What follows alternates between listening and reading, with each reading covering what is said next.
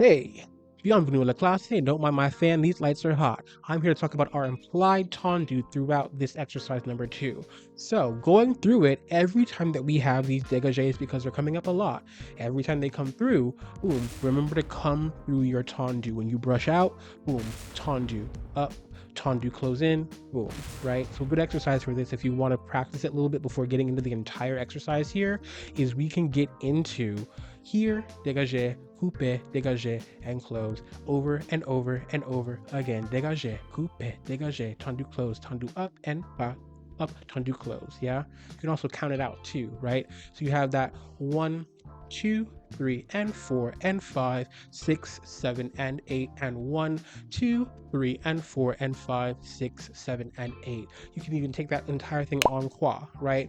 1, 2, 3, and 4, and 5, 6, 7, and 8. 1, 2, 3, and 4, and 5, 6, 7, and 8, all the way around. Yeah, but make sure that you're hitting that tendu out of that dégagé, boom, every time. All right, that's it. Bye.